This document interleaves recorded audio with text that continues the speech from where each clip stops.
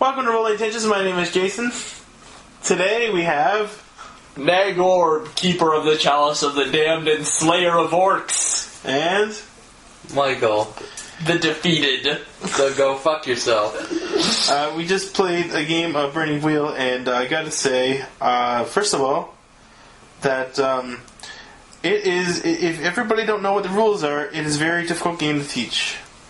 And even though I never played it a whole lot, and I did read the rules once, it was a while ago, and it's still a lot to learn. A lot to learn. It's definitely a high barrier to entry game, and we knew that going in.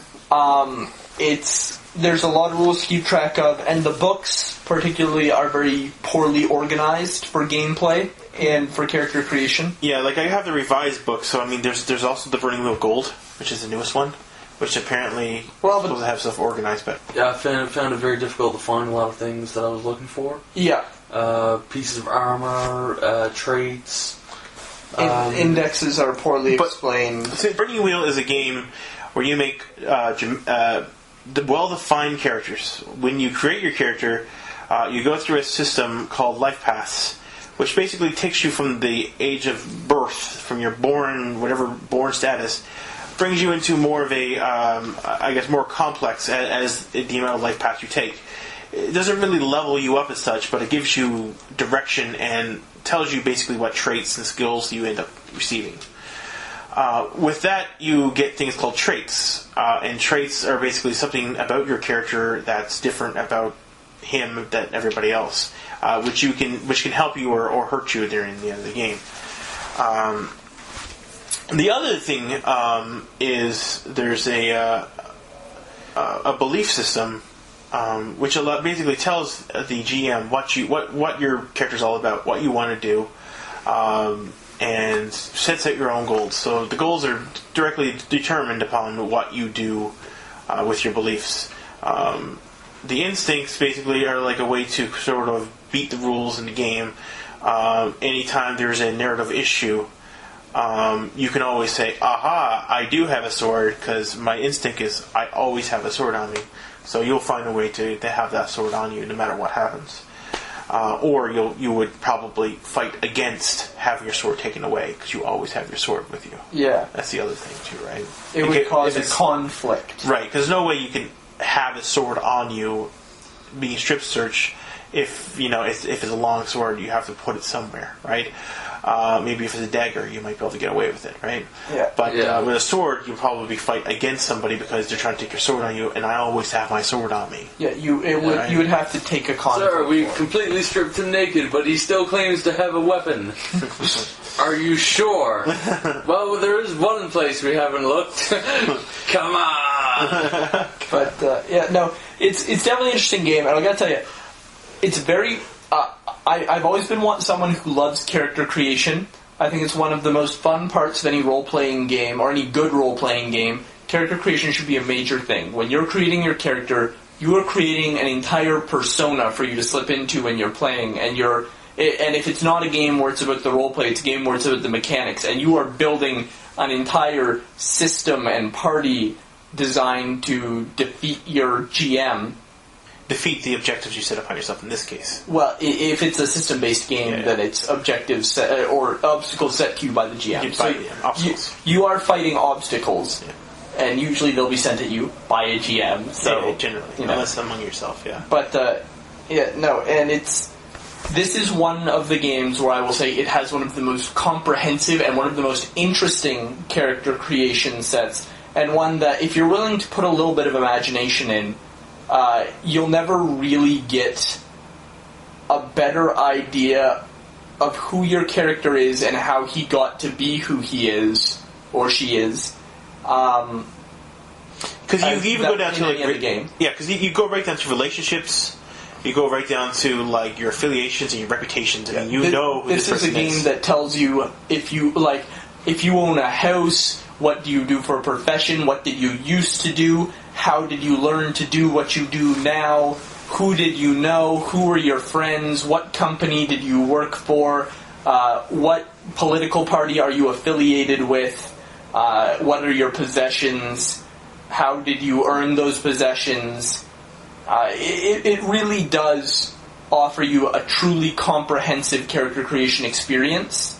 And the only way it could ever be said to be weak in character creation, its one weakness, is that you cannot go in with a planned character, because if you do so, you will come out disappointed. Yeah, because it also has a lot to do with character balances, not class balances like D&D, where you play as a healer and play as a fighter. It's about comprehending, it's like making a story with other players. So if you go in with one idea and somebody goes in with another idea and the pitch is different, then your character has to be designed towards the pitch. Well, and even that aside, if you go in with this is a system that is dependent on you playing it the way the books explain things, and if you go in thinking, I want to be fucking Legolas from Lord of the Rings, you're going to go into the elves and say, oh, I can't be Legolas because I have 4 life paths, and I have to start out here and be a fucking noble-born, and then I have to go from being a noble-born to being a shit-slinger, and then I have to go from being a shit-slinger to a soldier in training, and then I have to be a soldier, and that's my life path. Right. But also, like, your beliefs. If you pre-plan your beliefs before going in, you can't do it. No, and you can't pre-plan your character's concept. You really cannot go into this with any more of an idea than, I want to play Burning Wheel. Be this race. You can pick your race beforehand, and even if you do that, races have very set traits. If you are an elf, you are morose, you are unhappy, you are totally grief-stricken. And there's a stat, mechanically, that determines that. You have to be, because otherwise you will fail, because it will kill you with the stat. For elves, it's grief. For orcs, it's hatred. If you're an orc, you can't be like a fucking D&D orc. It's not there. You're basically you're a goblin from Lord of the Rings. You can't go out in the sunlight. You're savage. Talk with people. If you're a dwarf, this is very heavily influenced by Lord of the Rings. You are a greedy, deep-dwelling little fuck who's after gold and money and personal profit, and attempting not to sacrifice your dwarven honor by fucking over your friends, because if you do that, you're screwed. But you have to read the book and its ideas, and then build from those. And if you're willing to do that, you'll get a fascinating character. If you're not, you'll just end up confused, and the party won't mesh. Going back to what we were talking about, life paths, I really don't like the life paths in this. We chose, 5 life paths? Yep. I was good at 4 life paths when I was going through my character. The 5th life path really actually screwed up my character. You didn't have to choose 5. It was up to 5. It was up to 5? Yeah. I thought we had to choose 5. No. It's up to 5. There's always a max. You could have been the guy with 2 life paths you wanted to. The way that when we discussed it earlier, I thought I had to choose 5 was the limit. 5 was the limit. Your particular character, just because he was an elf, became so much more overpowered than my character, even though I was meant to be like the big, strong, badass orc. We'll talk about the system. The system balance definitely has balance issues, right? Yeah, a number of balance issues. Right. But the reason why it does that is because the system isn't meant to be really fair. Yeah, I was going to say... It's meant to create a story. I wouldn't say it's fair to say this system has balance issues in that this system is not trying to say everybody is equal at every level. This is not 4th edition D&D. This is where everybody's on the same par. This is your weaknesses and your strengths. It's actually like you said. Like my character is more like a goblin. Even though the picture I have of an orc is a rather large creature wielding an axe, I'm more like this little fucking ugly ass piece of shit that's the thing, 3 feet tall. And if you go into Burning Wheel with a concept of your character without looking at what the book says your character is, the race.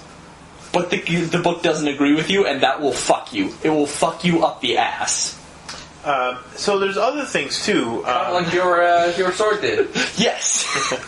But no, the other problem is we both expect our characters to do the same basic things. And quite frankly, who won that battle was really just a matter of sheer luck in regards to who was the first to get through the other's armor. I somewhat disagree with that as well, because... we had equal chance to get through each other's armor. No, I disagree with that entirely. When you rolled, I rolled my 5 for my axe, which I only have 5. You had how much? Yeah, 9 for you. I have 5, yeah. You have 9. I have On a 5. gray. Yeah, and so this is another problem, is this game being a story-driven game and giving you very clear definitions on what each race is clearly not designed to have interracial parties. No. Well, yeah, that's another thing, too. Also, if you look in the book, human is way more detailed than every other thing. Yes. In fact, they have an emotional stat called faith, which is actually an optional stat. It's not something you have to start off with as a human. And you can only get it with certain life paths. You have to have faithful traits in order to even get faith. Yeah. And then faith has the idea of being able to give you blessings and miracles. And that stat goes up, and it's a bad stat in the end, but you can also do some amazing stuff with it. It's not a balanced game. It is not meant to be balanced. I don't think. I think it's more so. It is meant to be. It's not meant to be a multiracial game. I'd even say, if you all pick, I wouldn't say it's unbalanced. I'd just say this is like saying you want one. This is like playing a Dungeons and Dragons game where you say, okay, you can all pick a monster to start off as, and one person picks a fucking goblin, and the other person picks a level 20 stone golem. Or a harpy thing with 3 constitution. Fuck off, the bird lady was awesome. Well, but it wants you to play like what it would be back in the old days, in the idea that you all have a common goal, but your beliefs are all different. The best way of doing that is to start you off in a town that you're all under siege and you all have common goals, but different ways of getting to your goals. Yeah, it wants you all to have the same objective throughout the entirety of your interaction in the game. Well, I think it could be different as the game progresses based on what path you guys take. But I think we could have differing reasons for having the same goal, or differing end results of our goal. Like, say, one of us wants to steal a precious gem and then sell it on the black market, and one of us wants to steal a precious gem and give it to a church, but we all have to want to steal the gem, and immediately after that we all have to have another goal we share. Yep. That will not cause us to come in direct conflict. Hopefully not. There's a pre-done game called The Sword, and what it is that everybody starts at the end of the quest. Everybody starts the game, and you just achieved it. You just went through all this big dungeon shit. You just killed all these guys, and all of you guys been together for a while. I remember telling me about and then at the very end, the idea is there's the sword, the holy sword. Who gets the sword? And everybody has lists of beliefs of why they want the sword, but they all sort of have other instincts and beliefs that sort of say why they don't want to hurt the other person.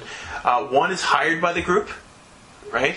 But wants the sword because he wants to sell it. One of them is his father's sword that he wants to return to him and show that he's the one true champion. But he's been with the party for such a long time, he doesn't really want to betray anybody. The dwarf looks out for the youngest person, right? But the dwarf wants the sword because it's actually his. It was his father. It was his sword that got stolen. Okay. And then I think there's a human. So this is an interpersonal race because they're all in different races. And the human was like a thief, and his idea was he was going to come here for money, though he doesn't know how much he's getting paid, and the sword looks worth a lot of money. So everybody got different reasons to have a sword. But I'll bet you certain ones have different numbers of life paths to balance out that interracial thing. Maybe, I'm not sure. I don't remember. Like, I would say there's actually a pre-existing balancing done because it's designed around conflict. Yeah. And Burning Wheel, I'd say, to be fair, is a game where you design one of 3 different types of campaign. You either do a one-shot in which everybody is in conflict. And you can do a one-shot in a party, too. But hang on. Okay. You do a one-shot where everybody is in conflict and has opposing objectives, and the end of the game is one person stands above all and wins, either through debate or murder or grab it and run. You have a game in which you have a one-shot where everybody has the one easy to hit goal, and once they hit that goal, the game is done. No questions asked. It's over. There's a winner. Sort of. Or you have a long campaign where there is an overarching goal, like free the kingdom or eliminate magic or something big, and the DM just keeps giving you little things that you do to work towards that goal until you find the one major thing that ends it. I think you got it wrong, because I don't think the GM gives you that. It's the player's beliefs that give them that. Yeah. But the player's beliefs drive them towards the goal and determine how they attempt to get to the goal. The obstacles are given by the GM, but the beliefs are given by the players. Oh, certainly, and that determines how you get to that goal, and how each of you decides the appropriate way. Correct. But you all have to have beliefs that reflect on you hitting that one far-away goal. I do like how our belief system, though, does create the world around us. Yes. I like that aspect of it. But the other thing is, you just, if you're going to run this as a long game, heavy inter-party conflict does not function. No. You can't do it. Not heavy. Light conflicts can work, like debates and shit like that. Like, you can have differences of opinions of how you should do things, but you cannot have all out, like, counter. I fucking hate you, you're like can't do that. the evil person, it can't function. If there is someone who is aligned against the party interest, they have to do so secretly, and have a reason to keep it secret until the end of the campaign. Until it comes up. Yeah, until their character is either going to win or die. But the thing is, winning will only get you so far, because winning basically means you're just achieving a belief. And chances are you have two others as well, right? So it's about keeping your beliefs balanced, too. Yes and no. I feel like the belief system is more meant to reward you for creating your motivation than really set a goal for the game. This is for your character. But I think it's designed to force you to think about what your character wants and how your character should be played, but not to really give you as a player or your character its overarching goal. No. I think that's a problem. I think setting the belief as the overarching quest, or saying that... Yeah, say like there's a dark power and it's controlling the land, and the first thing you would do is like, I believe that the land is corrupted. I must seek. Let me phrase it. I think that saying that you have to achieve your beliefs, treating your beliefs as a goal as opposed to a path, is a mistake. I think that there is a reward for attaining the end of your beliefs, for achieving the goal that is the belief. It's called Artha. Yeah, there's a reward for that, but I think that the way you're supposed to play it is you're supposed to treat the belief as a path and not an objective. And the bonuses of playing with paths and you're playing your instincts up is that when you do so, you get a thing called Artha. And Artha is basically ways of giving yourself little bonuses to kind of help you up to do better in the tasks. So, basically it's supposed to support role-playing. Yeah, and there's a few different types of Artha rewards, the most powerful being deeds, followed by which lets you double your dice, or reroll failed dice. Yeah, there's a couple things. Or persona, which just gives you +1 dice. You can also ignore like light wounds and some other shit you can do. And light wound penalties, I should say. And then fate, which allows you to reroll your 6s. Right, and also you can get rid of your one ob that you might have as a superficial temporarily for a fight or something like that. Yeah, it's a couple of other things. But I'm not really a huge fan of that. The Artha and. I think the Artha has its value. Well, I think it works better I think it works better in Masquerade. I think it's a direct... I think it's a motivation. It works better in Masquerade. I think as a balance and as sort of an overarching... I think the reason they put Artha in this game is so that you can... it's not quite so difficult to advance skills. Well, I think it's because they don't want you to advance your character with role-playing. They want to give you bonuses for role-playing properly. Yes. So they have a set way of how they expect people to role-play. This is what they want to do. They want people to make bad shit happen to themselves to make the game interesting. And the way they do that is by rewarding you with Artha. Which you then need if you want to advance your character's skills. True. Well, and successfully. Because every time you test, whether you fail or not, you make the test. Oh, that's true. Right? So even if it's a challenging test, you make it and you still fail, you still crack the test. But something bad. This is the problem with doing repeats. Is that people can, if you were able to do repeat stuff, then you can keep logging tests, and eventually just keep going up within seconds. Yeah. Well, that's one thing I actually far prefer from Mouse Guard, is that you need X number of successes and X number of failures. I love that system. Let It Ride bothers me. Yeah. I don't usually... Let It Ride is in Mouse Guard as well. The only thing is that when you fail a roll, I could put something into the story, without, like, for instance, if you try to climb the tree, well, the reason you couldn't climb the tree is because an owl came down and swooped you away. Yeah. Now you're in a different situation you were before. But see, Let It Ride is, as a concept, it has its purposes, but to me it feels like something that should not be part of a system. It feels like something that a DM should just be able to go, look, guys, I'm going to say, you succeeded well enough that you can also succeed on this and save some rolling. Well, here's the idea, is that when you fail a roll, it doesn't fail what you do. When you fail a roll, you don't get your intent. So if your intent is to climb the staircase to fight the Orc King, right? That's your intent. Well, if you fail your roll, you still climb the staircase, but something else bad could happen. But for that to work, it requires a certain complexity of intent. If he just said, my sole intent is to climb the staircase.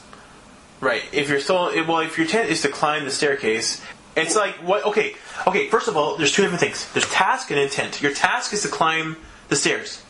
Why are you climbing the stairs? To fight the orc guy.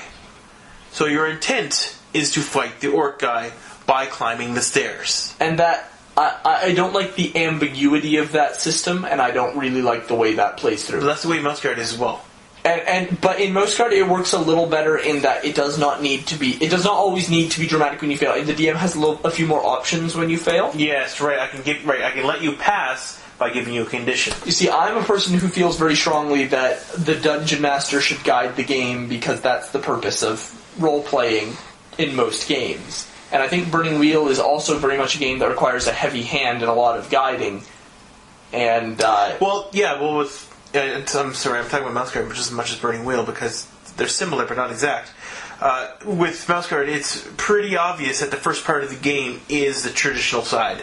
You're playing the GM, you throw obstacles at your players, they deal with them. And then there's the player's turn, which is not in this. There's no separation, right? Yeah. Where the player's turn is fucking telling you, okay, now you got so many things you can do. Go do them.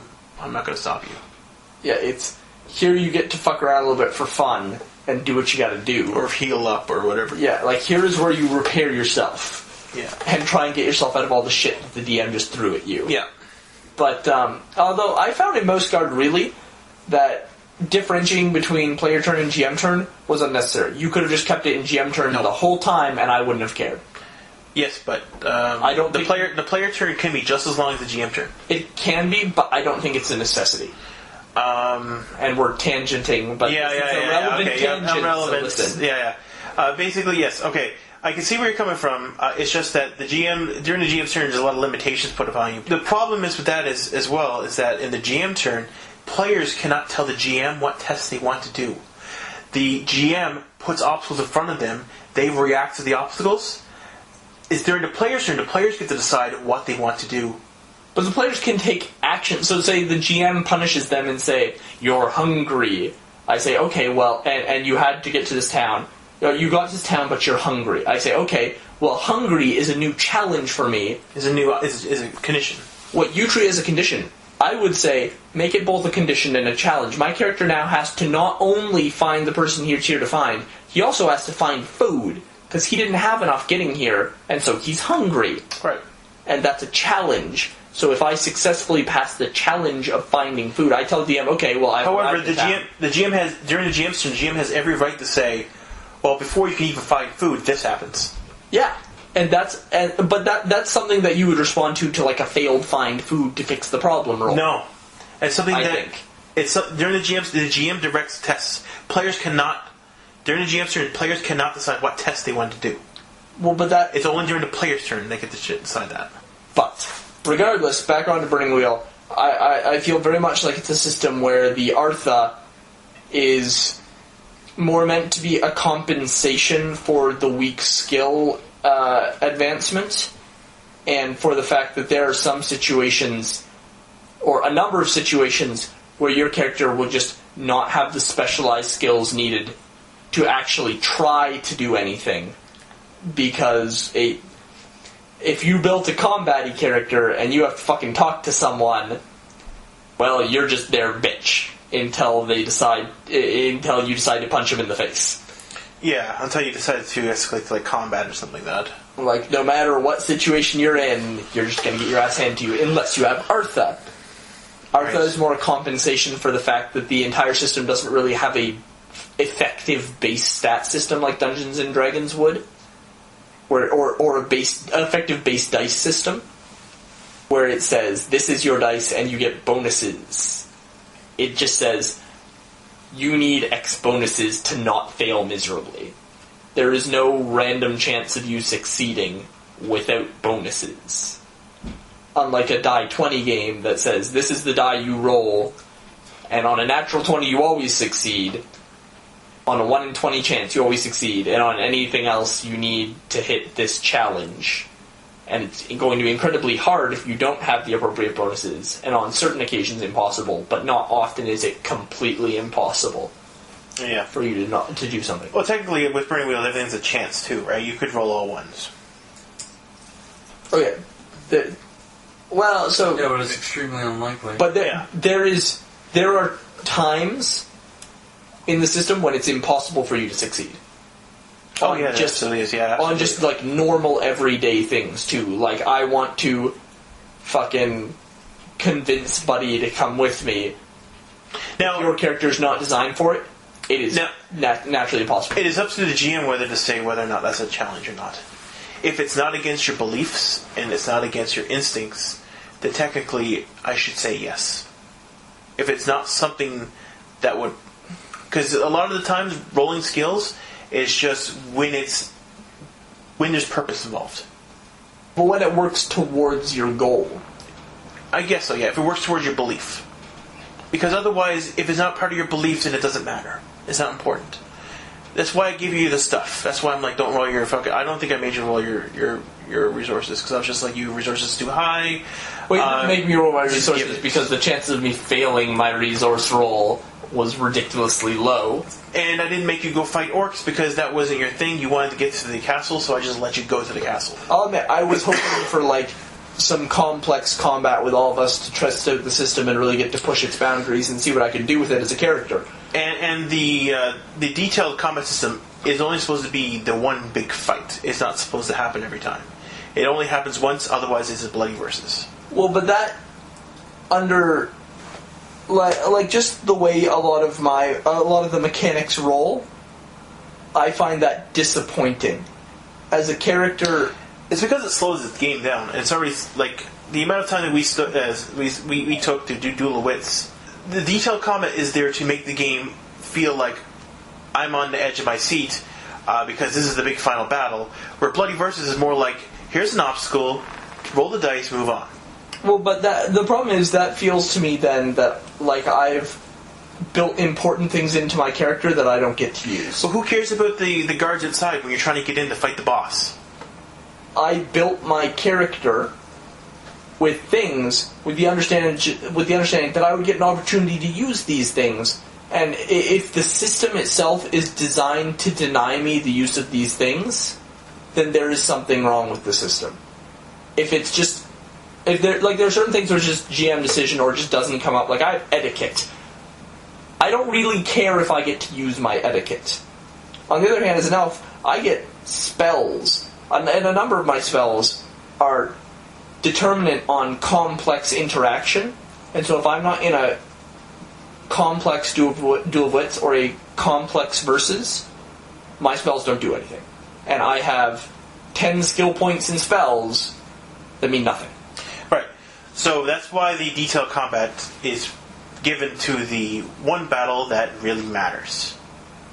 A lot of it is, because it's supposed to be kind of like the dramatic thing. I'm surprised that... Is ill-conceived for multiplayer. Right. Not... Sort of.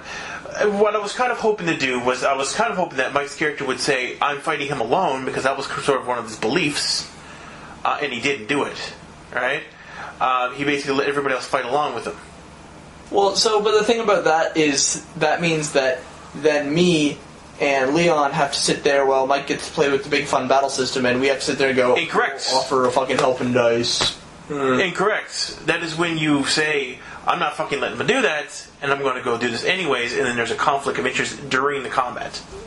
It's okay to do that. It's sort of what ended up happening in the end anyways, but at least people go into it knowing what's going on. But that means that no matter what, somebody's playing with the complex battle system one at a time, and that's... No.